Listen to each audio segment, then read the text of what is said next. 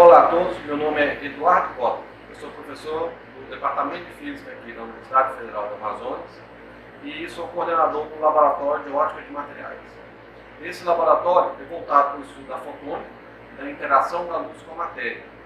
Nós, então, usamos várias técnicas espectroscópicas da luz, no qual a gente pode usar o espectrômetro, no qual usamos medidas de luminescência, fluorescência, espectroscopia Raman, Z-scan, entre outras técnicas espectroscópicas, no qual necessita a interação da luz com a matéria.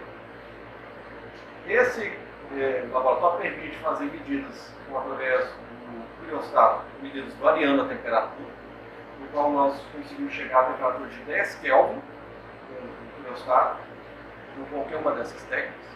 Nós trabalhamos com semicondutores, no processamento de semicondutores, usando microeletrônica e optoeletrônica.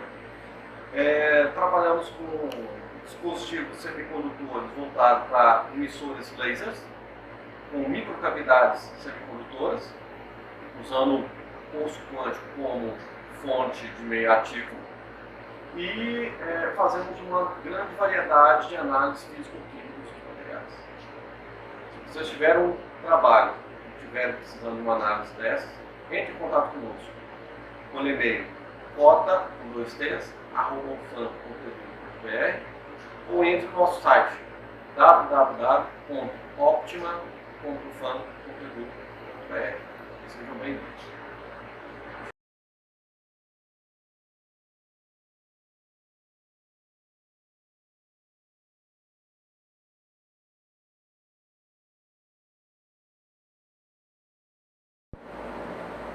Boa tarde a todos. Bem, essa parte do vídeo vai ser para explicar a parte funcional da espectroscopia Raman. Nós vamos ver então, de forma prática, como funciona o processo de medir um espectro Raman. Tudo começa então com a fonte laser. Nós precisamos de uma fonte de um laser para poder excitar os modos vibracionais para serem registrados posteriormente. No nosso laboratório, nós temos várias fontes laser. Nós temos laser de argônio. Esse laser de argônio fornece 3 linhas espectrais: 488 nanômetros, 457 nanômetros e 514 nanômetros. Nós temos também um laser que eu uso para usar para um laser de bombeio.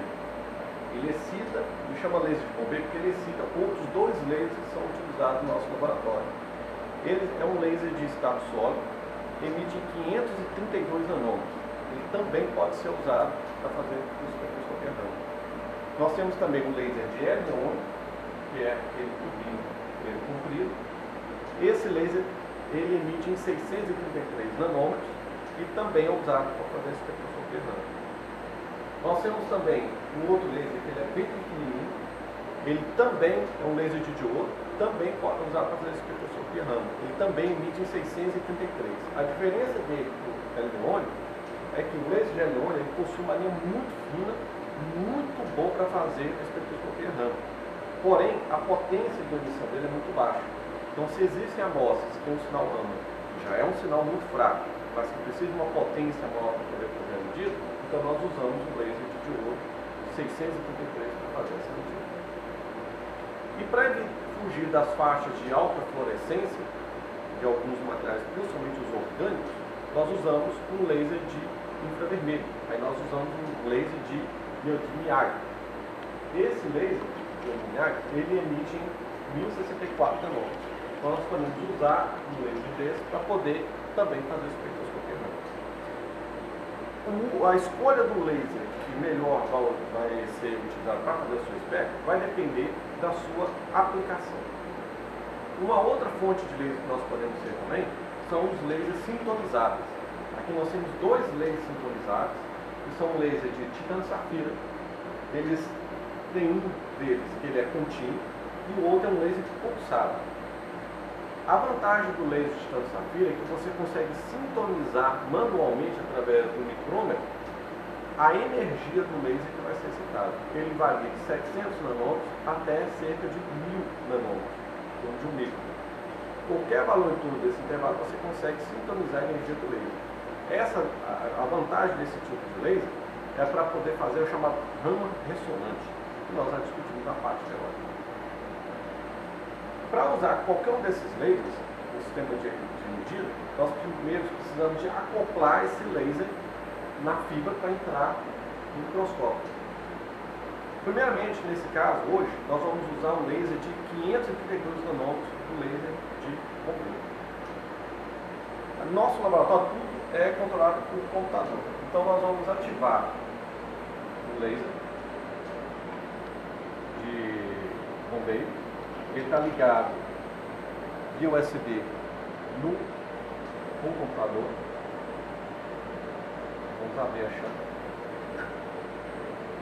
Ele vai emitir em torno de 500 miliwatts de potência. Então, se tiver amostras que necessitam de alta potência, esse é o laser mais indicado. Nós já vimos ali um feixe verde que bate no espelho, ele vem lá do laser de bombeiro, bate no espelho, e aí ele vai incidir em cima de um objetivo, e o objetivo vai focar a luz numa fibra ótica.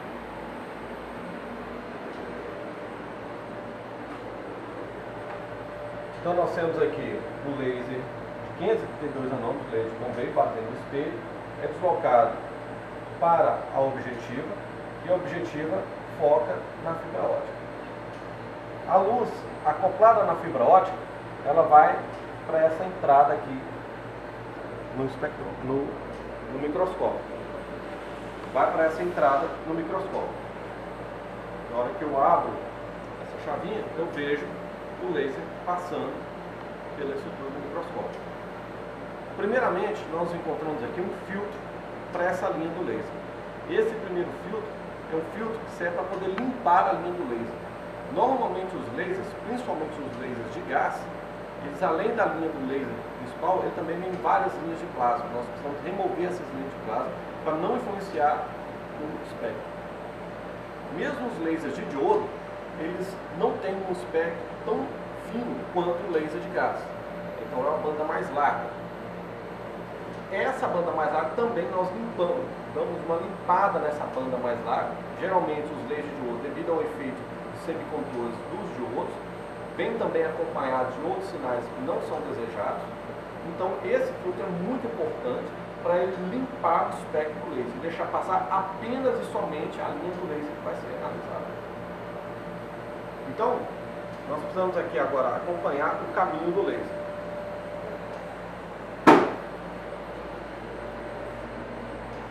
Então o laser vem, bate nesse primeiro espelho, ele sobe, bate nesse segundo espelho e vem para cá. Aqui tem uma pequena fenda onde o laser passa, ele bate nesse outro espelho e desce. Esse dispositivo aqui é um outro filtro. Esse filtro é chamado filtro Edge. Isso significa que quando esse filtro ele remove a linha do laser, a linha do laser precisa ser removida porque o laser é muito intenso e o sinal Raman é muito fraquinho. Se nós jogarmos no espectrômetro esses dois sinais juntos, o do laser e o sinal Raman, o laser vai ser tão intenso que vai matar todo o sinal Raman. A gente não vai conseguir ver o sinal Raman. Então nós precisamos atenuar o sinal do laser. Nós usamos esse filtro para isso. Ele funciona como se fosse um filtro passa alta. Ele está com a linha exatamente de corte, exatamente na linha do laser. Na verdade não é uma linha abrupta, ela tem uma curvaturazinha.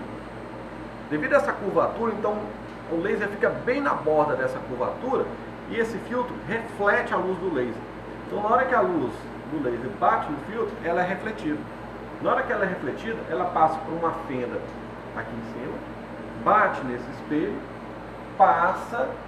bate nesse outro espelho que é jogado para baixo. Quando ele é jogado para baixo, quando a luz é jogada para baixo, ela passa pela objetiva e na objetiva ela incide sobre a amostra que vai ser analisada. Quando a luz bate na amostra, a amostra espalha a luz e a luz espalhada volta pelo objetivo, voltando pelo mesmo caminho óptico. Só que quando essa luz espalhada que transporta o sinal Raman, ela passa pelo filtro Edge Então ele vai remover, como ele é um filtro passa alta, ele vai remover o sinal Stokes e vai deixar passar apenas o sinal anti-Stokes. Existe um filtro capaz de ver os dois sinais, ele remove apenas a linha do laser. Ele é chamado filtro Notch. Nós tivemos a opção de usar esse filtro Edge devido à resistência dele, principalmente à umidade. Aqui na região amazônica, a alta umidade é um grande problema. Então, devido à resistência desse filtro à ação da umidade, nós tivemos a opção de usar esse filtro. Mas se para medidas que são importantes, medir simultaneamente o sinal Stokes e o anti-Stokes, para fazer comparação entre eles, como por exemplo foi dito lá para determinar a temperatura absoluta da amostra, é possível e é só usar esse filtro Notch. Nesse caso aqui nós estamos usando um filtro Edge, no qual vai permitir passar apenas a energia do laser para cima, ou seja, só o sinal anti-Stokes. Então o sinal Raman vai passar e mais uma vez a energia do laser que vem, ele vai refletir de novo, vai remover mais ainda a energia do laser e vai passar apenas o sinal Raman. Ele passa por uma lente, aqui embaixo tem um outro espelho e aqui tem uma outra fenda, a luz do laser passa, se eu tirar aqui, então a luz do laser passa pela lente, passa por um outro espelho, passa pela fenda, aqui tem outro espelho que joga a luz para cima. Quando a luz passa aqui por cima, aqui tem uma pequena fenda com um dispositivo para controlar a largura da fenda. Essa fenda é formada por dois materiais metálicos que formam tipo um losango. À medida que a gente vai controlando a fechadura, ele vai fechando o losango e a luz vai passando por essa fenda. Esse dispositivo ele é importante para fazer o chamado Raman confocal. No Raman confocal, você pega a luz do laser, foca na objetiva exatamente na superfície e você vai ver a informação da superfície. Se você abaixar um pouquinho a posição focal, a posição do foco vai ficar levemente abaixo da superfície. No ponto focal, a intensidade é máxima do feixe, mas fora do ponto focal, você tem então uma pequena abertura do feixe, uma intensidade um pouco menor, mas aparece o sinal dos dois pontos, então da superfície e do ponto levemente abaixo. Então, quando sair o cone da luz espalhada, vai sair no centro do cone o sinal do ponto focal e nas bordas do cone o sinal da superfície. Com essa fenda eu consigo então pegar todo esse sinal, eu vou fechando a fenda, removendo o sinal da superfície e deixando passar apenas o sinal do ponto focal. Então eu consigo fazer o Raman com profundidade, depende do skin depth do laser, e por isso que é necessário usar vários lasers, porque dependendo da energia do laser ele vai penetrar no material de forma diferente. Então ele vai penetrando no material e eu posso fazer o Raman na posição focal em diferentes profundidades. Obviamente que isso permite apenas alguns micros de profundidade. Essa técnica é chamada Raman confocal. Então esse dispositivo ele permite fazer esse tipo de medida. Então a luz passa por essa fenda, aqui tem um outro espelho que joga nesse acoplador de fibra ótica. Então o sinal Raman ele vai lá no microscópio, na objetivo do microscópio e volta para ser acoplado na fibra. Então a princípio a gente remove bem a linha do laser e o sinal Raman apenas passa pela fibra. Só que o laser é tão intenso que ainda assim boa parte desse sinal passa. Porque esse filtro Edge, ele não é 100% refletor. Ele reflete a parte do laser, mas talvez 99,9%. Esse 1 ou 0,1% do laser ainda passa e é registrado pelo espectrômetro. E ainda assim é bem mais intenso que o sinal Raman. Outra informação importante é que quando ele passa pela fibra, aí ele vai até o espectrômetro. Lá no espectrômetro é feito o registro do sinal Raman. O sinal então entra pela fibra ótica no espectrômetro, numa fibra acoplada. Aqui tem duas lentes, quando o sinal sai da fibra, ele sai espalhando, então a gente precisa de uma primeira lente para colimbar o feixe e a segunda lente para focar o feixe em uma pequena fenda que tem na entrada do espectrômetro.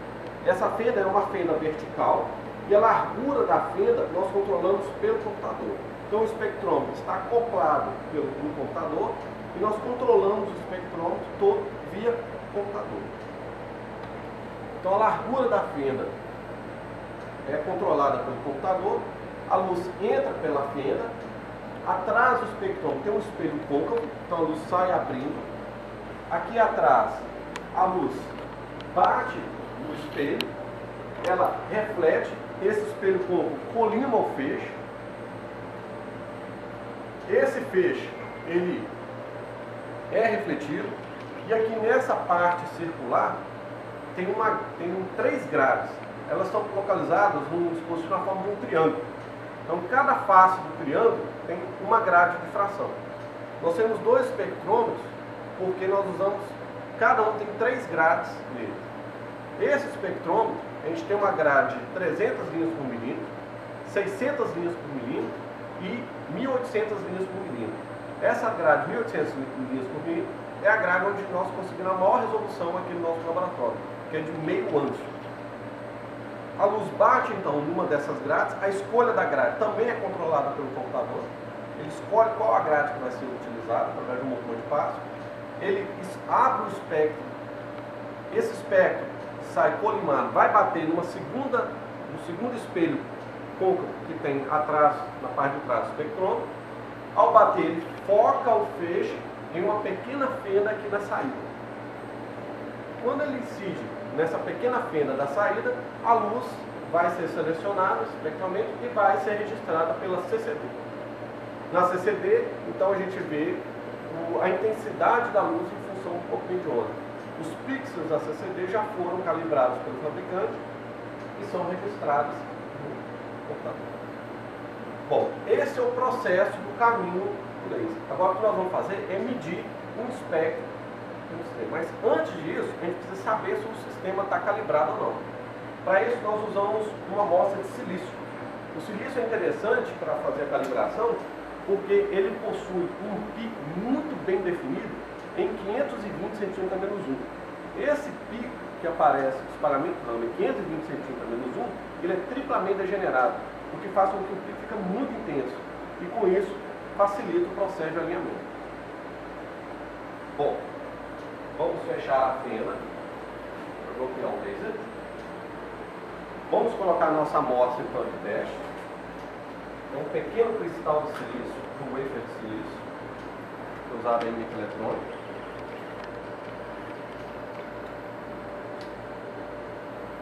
Nós vamos colocar então essa plaquinha de microscópio.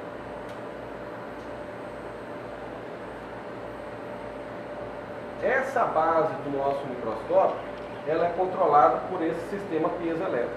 Então nós conseguimos colocar a posição da amostra com resolução de submicro, okay? Através desse joystick.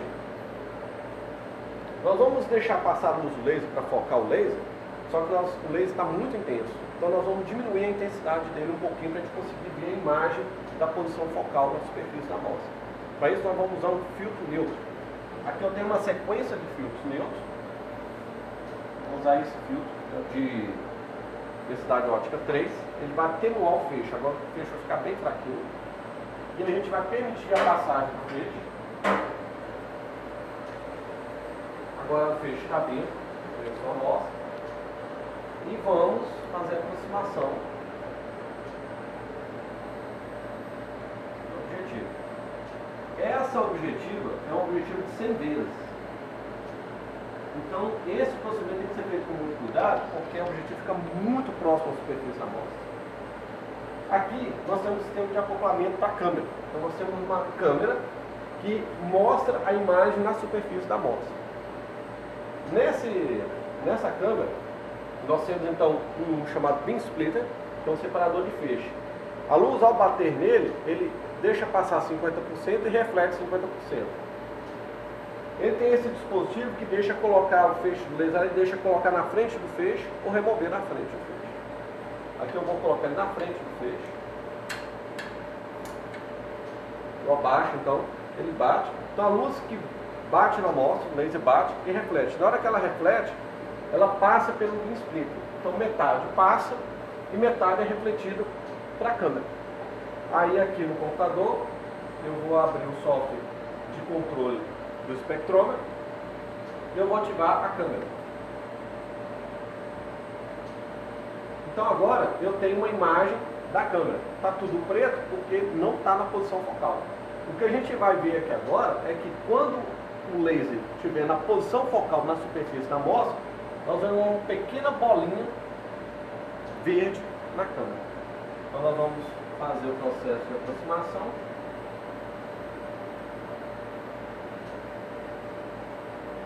Com muito cuidado.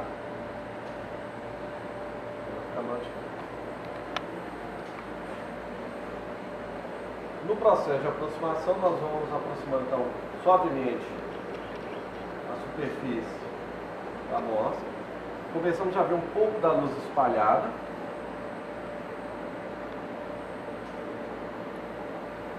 E o laser está focado agora, então ele passa pelo foco e quando ele atinge o menor tamanho possível, ele está na posição focal.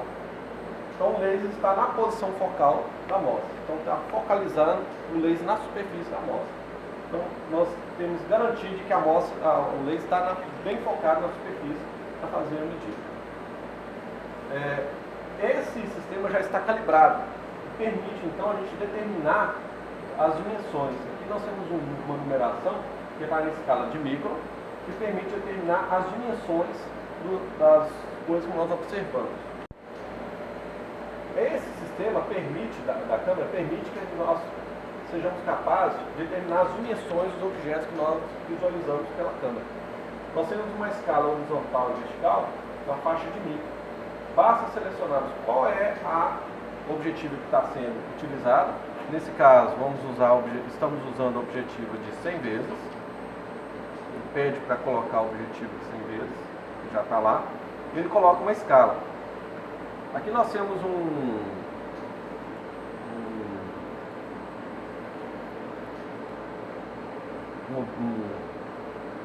função que determina e consegue determinar as dimensões. Então nós temos aqui, por exemplo, é um círculo, vamos ver o diâmetro do feixe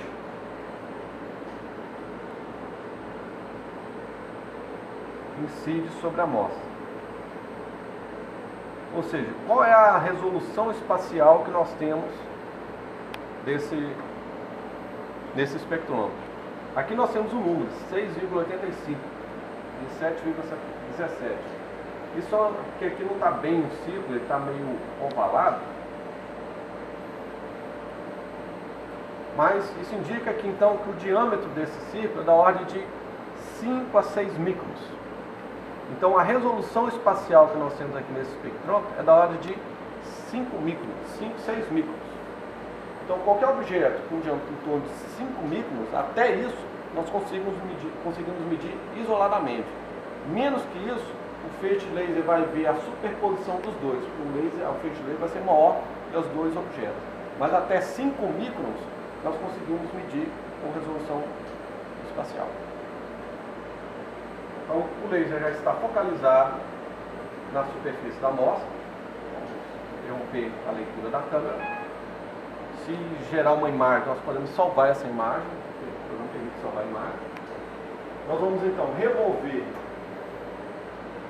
a luz, o beam splitter, para não jogar mais luz na câmera, porque eu vou agora deixar passar todo o laser. Se deixar passar tanto o laser assim, pode queimar a câmera. Eu vou deixar passar o laser. E agora nós vamos ver a posição espectral da linha do Raman do silício. Essa linha Raman do silício, como vimos, está posicionada em 520 centímetros menos 1. Aqui nós temos qual é o laser que está sendo utilizado. Nós temos aqui o registro das várias linhas de laser que nós temos. Aí selecionamos a linha do laser de 532 nanômetros. Aqui definimos a largura da fenda, está em torno de 100 micron, na entrada do espectrômetro. Vamos colocar então o espectrômetro posicionado em 520 centímetros, cabemos bem no centro do espectro, a linha Raman do silício. A grade é de 1800, nós temos as 3 grades que eu citei, 150, 600, 800 grades milímetros por milímetro. Estamos usando a objetiva de 100 vezes. Esse aqui é o chamado tempo de integração. Vamos usar apenas 1 segundo e ver se a gente consegue ver o espectro. Aqui nós temos várias funções de zoom, que a gente vai ver aos poucos. Tá? Conhecemos aqui a função da câmera. Esse aqui do álbum, ele vai medir o espectro, vai medir o tempo todo. Ele vai medindo e vai mostrando sem parar, até eu interromper o processo. É ele que nós vamos usar nesse momento. A gente usa aqui no álbum o tempo para esse processo. Aqui eu vou usar 1 segundo. O que vai acontecer? Lá na entrada do espectrômetro tem uma shutter. É uma bobina que tem 2 placas metálicas. Na hora que ele carrega a bobina, ele abre, deixa 1 segundo aberto, depois fecha. Depois dele fechar, ele mede o sinal que tem lá na CCD e me mostra aqui o resultado. Se eu aumentar, colocar em 10 segundos, ele vai mandar o sinal, deixa 10 segundos aberto, vai deixando entrar a luz por 10 segundos, depois fecha e mostra o resultado. O tempo de integração, quando deixa passar mais luz, mais tempo, a CCD vai acumulando carga. Então o sinal vai ficando cada vez mais intenso. Então se o sinal é muito fraco, eu posso registrar melhor o sinal, aumentando o tempo de integração, por exemplo. Vamos deixar 1 segundo. Vamos fazer a medida em tempo integral. Aqui eu vou ativar um ajuste de escala vertical. E estamos vendo aqui o pico do sinal Raman do silício. Para ver a posição espectral dele, vamos fazer um zoom em torno dele.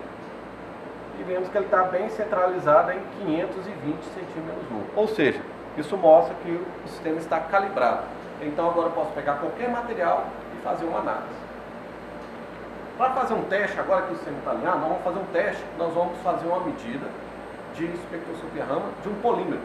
Geralmente os polímeros são tem uma molécula grande, então tem uma grande variedade de sinais Raman. Vamos pegar um polímero e fazer uma medida. Eu tenho aqui vários polímeros. Eu vou pegar, por exemplo, um pedaço de nylon. Vou pegar esse aqui. Ver se vai dar qual. Vou pegar esse, deixa eu ver se vai dar. Vou pegar um pedaço de nylon. Vou fechar aqui a entrada da luz.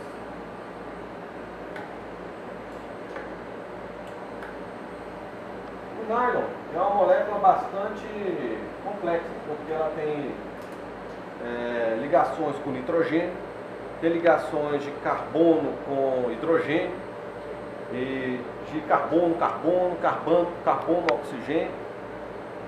Então, ele vai aparecer muitos picos associados a cada um desses modos vibracionais.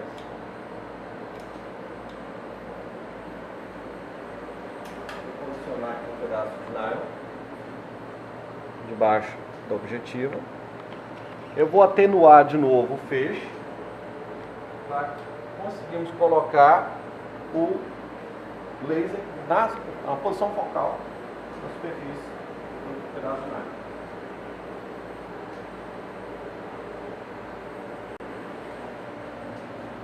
Vamos ativar de novo a câmera.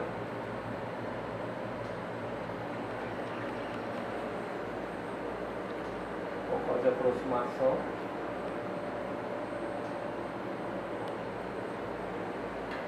Vamos colocar o divisor de feixe para ver a imagem na câmera.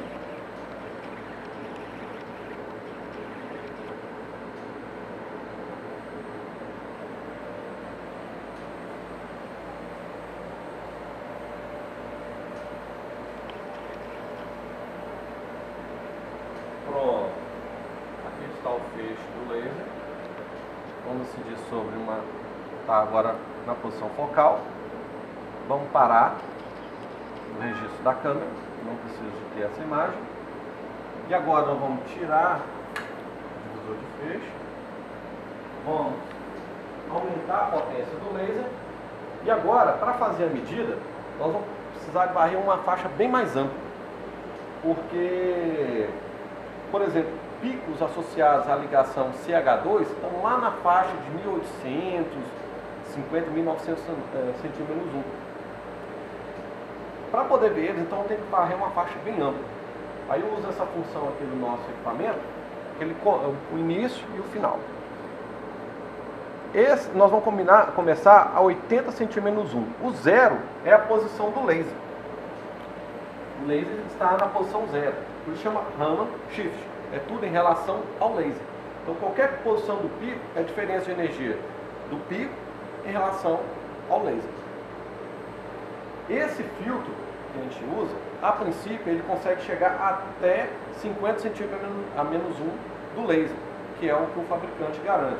Mas com esse laser tão intenso, ainda passa uma quantidade significativa.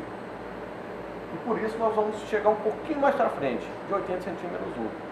Esse tipo de polímero, os espectros começam lá para cima de 500, 600 centímetros 1. Então, se a gente chegar até 200, 300, não tem problema, não vai remover sinal. Se quisermos chegar mais perto da linha do laser, aí tem que investir no filtro para remover de forma mais eficiente possível o laser, para poder chegar mais perto da linha do laser. Nós temos aqui no laboratório um filtro sintonizável para usar com tirante safira para fazer medidas de rama ressonante. Porque para cada linha de laser eu preciso de um filtro correspondente. Se eu for fazer rama ressonante, eu preciso variar a energia do laser. Então eu teria que ter um filtro para cada linha de laser. E aí, para o rama ressonante, isso fica inviável. Nós temos então um filtro sintonizável. Então, um filtro NOT, que permite ver um Stokes, Stokes, e é sintonizável. Esse filtro, para poder fazer rama ressonante, ele permite chegar, segundo o fabricante, até 10 centímetros a menos 1 da linha do laser. É um filtro bastante eficiente. Mas para essa necessidade que nós estamos mostrando aqui agora, que é fazer em um polímero, esse daqui é mais que suficiente. Para ver então esses picos na faixa de 2.900 centímetros 1, nós vamos até um pouquinho mais, que até 3.500, ok?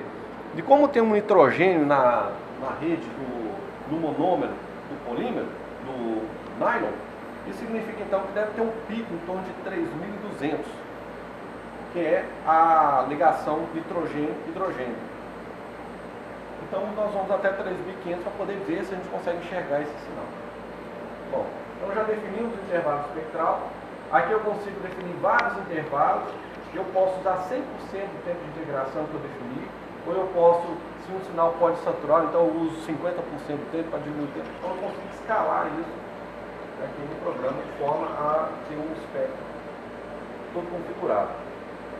Então nós vamos liberar o laser e vamos apertar esse porquinho aqui. Eu perguntei para eles por que eles usaram um porquinho. Eles querem que um porquinho tem uma moeda encaixando lá como se fosse um cofrinho. É como se estivesse acumulando os espectros. Ele vai medir cada intervalo espectral e vai juntar os espectros. Então ele vai acumular os espectros. Bom, vamos fechar então e vamos então começar a varredura. Eu deixei para esse caso um tempo de integração de 30 segundos para acumular bastante sinal, ficar bem claro o sinal. E aqui tem uma média de 3 vezes. O que ele vai fazer? Ele vai medir o espectro daqui 30 segundos, ele vai medir o espectro e vai mostrar o resultado da primeira faixa espectral. Aí a gente tem uma ideia de como é que está filtrando a linha do laser. Então a gente vai ver um rabinho do laser passando ainda. Vamos pegar essa primeira medida, fazer um zoom. Aqui está, aqui, ó, a parte do laser que ainda passa pelos filtros, mesmo pegando ainda na faixa de 80 centímetros 1. Então, ainda assim passa uma parte do laser que ainda não consegue ser filtrado. O laser é muito intenso. Essa linha fina que costuma aparecer, ela é devido a raios cósmicos, né, que incidem sobre o pixel da CCD e às vezes aparece. Quando a gente faz uma média, ele mede de novo esse espectro e soma os dois e divide por 2. Quando ele faz isso, esses picos que são aleatórios, eles somem. Então na próxima medida, provavelmente esse pico já deve sumir. Então ele está acumulando os 30 segundos, daqui a pouco ele vai terminar, fazer uma nova medida e vai colocar. e aí deve sumir esse sinal. Então, fazer uma média ajuda nesse ponto. Então, diminui um pouco aqui. Outra característica é que quando fazemos a média, a relação sinal-ruído melhora. Porque o que é o ruído? O ruído é um sinal aleatório, é um sinal estocástico, em torno de uma média. Então ele flutua tanto para cima quanto para baixo. Sem correlação de um valor com o próximo ou com o anterior. Completamente aleatório. Se a gente pega um sinal tão aleatório assim, quando a gente tira uma média infinita de um sinal completamente aleatório, essa média tende a zero. Ou seja, quando fazemos a medida de um espectro desse, essa medida, esse valor aleatório, ele tende a zero. Então, o sinal fica cada vez mais bem definido. Então, você vai removendo o ruído através da média. Aqui ele já varreu para uma outra faixa espectral e nós já começamos a ver aqui outros picos dos modos vibracionais da molécula do nylon. Interrompei ela. Bom, o processo de aquisição de dados do nylon ia demorar cerca de 30 minutos. Então, o que nós fizemos foi pegar, fazer a varredura do espectro e mostrar para vocês o resultado da medida. Para não demorar tanto e vendo simplesmente o equipamento aqui adquirindo dados. Isso vocês já viram no início do espectro. Esse aqui, então, foi o resultado final da medida. Nós temos, então, aqui, ó, que aquele pico inicial ele foi removido pelo programa, na hora de fazer a média. Nós temos várias linhas aqui, ó, correspondentes a diferentes modos vibracionais do átomo, da molécula do nylon. Aqui estão as bandas muito intensas, porque existem muitas ligações do tipo carbono-hidrogênio, tipo CH2. E aparecem, então, esses picos que são associados. Para poder a gente ver aqui uma análise detalhada dessa região, fazemos um zoom, nós podemos ver aqui ó, a presença de pelo menos 1, 2, 3, 4, devido à assimetria, uns 5 picos aqui, dentro dessa região. Então, ele tem pelo menos 5 modos vibracionais diferentes dentro dessa região. Aqueles modos vibracionais que nós mostramos da molécula de água, que tem lá o twist, o bending, a strength, são os possíveis modos vibracionais da molécula de água, estão nessas misturas aqui. Alguns são modos simétricos e outros assimétricos. Por exemplo, esse pico mais intenso aqui, ele é o modo simétrico do strength, onde você tem a molécula de carbono, os dois hidrogênios, e eles fazendo esse movimento simétrico. Esse segundo, mais intenso, ele é o mesmo modo, só que agora o modo antissimétrico. Em vez de fazer as duas átomos vibrarem assim, eles vão vibrar fora de fase, assim. Esse é o assimétrico. Então, todos esses modos vibracionais, as frequências deles são registradas. Esse pico que aparece aqui, ele está centralizado em 3.300 cm-1, é correspondente à linha ao modo vibracional do carbono com hidrogênio na molécula de nylon. Fizemos então a medida do espectro Raman da molécula de nylon. Essa aqui é a forma da molécula de nylon. Tá vendo? É uma cadeia carbônica que tem ligações de carbono com carbono, ligações simples.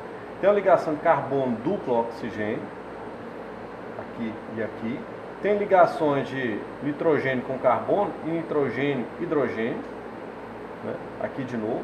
Então, como aparecem dois desses carbono, nitrogênio e hidrogênio, deve ter um sinal relativamente forte. Como se tem muitas ligações de carbono simples com carbono, deve aparecer um sinal bastante intenso dessas ligações químicas. E também da C-O também aparece duas, então deve aparecer sinais relativamente fortes.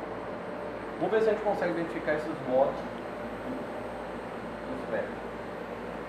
Chegando no espectro, nós temos esse resultado. Essa linha aqui, ó, corresponde àquela linha da vibração daquele nitrogênio com hidrogênio, tá? NH2. Esse modo aqui. Esse conjunto de linhas muito intensas, que as mais intensas do espectro, são das CH2. São essas linhas aqui. Aqui nós temos uma sequência de várias linhas.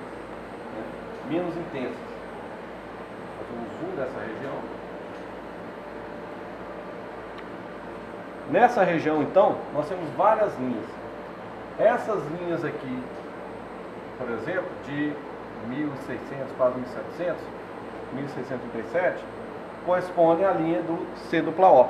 E aqui tem várias outras linhas, elas também correspondem às linhas do CH2 e, de forma inesperada, nós temos aqui também linhas de C simples OC, COC. E não temos isso na molécula. A molécula não tem esse tipo de ligação, mas ela aparece aqui no espectro. Essa linha aparece aqui no espectro exatamente porque quando pegamos esse material, nós limpamos a superfície para poder colocar aqui para fazer a medida. E nós limpamos com álcool isopropílico. E o que tem no álcool? Ligações OH e ligações do oxigênio com carbono. Esses outros dois picos aqui, ó, é o simétrico e o antissimétrico da ligação OH. E estão presentes. Então, ele, apesar de passar o álcool isopropílico, ele ter evaporado, ainda assim tem álcool isopropílico que reagiu com a superfície, o oxigênio reagindo com a superfície, ainda tem alguma presença dele lá que foi registrado no Raman. Então, mesmo uma quantidade muito pequena, ele ainda foi registrado no espectro, apesar de não estar presente na molécula. Ou seja, o Raman é uma técnica extremamente sensível a qualquer mudança estrutural da molécula. Se a gente pegar, por exemplo, combustível que tiver adulterado, mesmo se tiver adulteração na ordem de ppm, já muito pequeno, através do Raman a gente consegue determinar a presença dessas impurezas, identificando a presença de um combustível adulterado. As aplicações são muitas, porque nós tiramos aqui através do espectro uma impressão digital dos modos vibracionais da molécula. Nenhuma outra molécula vai ter um espectro igual a outra. Se tiver, é porque é a mesma molécula, é o mesmo material. A alteração estrutural da molécula nós vamos conseguir identificar através do espectro Raman. Se um desses átomos for substituído por um outro, a posição do pico vai mudar, porque a força de interação molecular vai mudar. Isso altera a posição dos picos dos modos vibracionais. Se a ligação química mudar, a posição do pico também vai aparecer deslocada. Geralmente as ligações químicas simples são mais fracas que as duplas, que são mais fracas que as triplas. Isso vai deslocando o pico do sinal Raman. Então a gente consegue, inclusive, saber que tipo de ligação que é, através desse deslocamento. O pico deveria aparecer numa posição se fosse simples, mas ela aparece em posição deslocada, indicando que não é uma ligação simples. É um mesmo modo vibracional, mesmo átomo, mas indicando que é uma ligação muito comprida, e ali o pessoal faz a comparação. Se eu fizer uma pressão hidrostática e aproximar esses átomos vão estar sob tensão. Os picos também vão se deslocar. Se for de compressão, se for de extensão, os picos podem deslocar para a esquerda ou para a direita, e eu vou saber se é então uma tensão armazenada na rede do polímero, ou então no caso da molécula, ou se for uma rede cristalina, se é uma tensão de compressão ou se é de distensão da molécula. Que aí o pico vai deslocar para a esquerda ou para a direita. Eu consigo quantificar essa tensão armazenada na rede através de uma curva de calibração. Então, qualquer mudança estrutural eu posso identificar através da espectroscopia Raman. Inclusive transições de fase. Às vezes eu vou aumentando a temperatura, o material muda de fase. Essas mudanças de fase também podem ser identificadas pelo Raman. Como, por exemplo, o carbono. O carbono apresenta três fases. É o carvão, o carbonato ativo. Tem o diamante, que é a forma bastante instável do carbono, e a forma mais estável, que é o grafite. Os espectros Raman são bastante diferentes um do outro. O grafite tem algumas bandas e o diamante apresenta só um pico também muito bem definido em 1332 cm. Bem parecido com aquele pico lá do silício, que é um pico também triplamente degenerado do diamante. É tudo só carbono, mas só o fato de eles estarem organizados de uma forma diferente, o espectro Raman também já muda completamente. Nesse momento, então, a gente finaliza esse procedimento de como a gente consegue registrar um sinal Raman. e como a gente analisa um espectro Raman, geralmente a gente sempre compara com alguma literatura, algum registro. Caso contrário, ou a gente faz uma comparação mesmo, ou o cálculo mais sofisticado para determinar esses modos que são cálculos aproximados. Nós vamos finalizar por aqui. Obrigado por terem assistido o nosso mini curso. Vocês são sempre bem-vindos e aproveitem aí a apresentação dos outros vídeos que estão disponíveis com outros mini cursos. Até a próxima.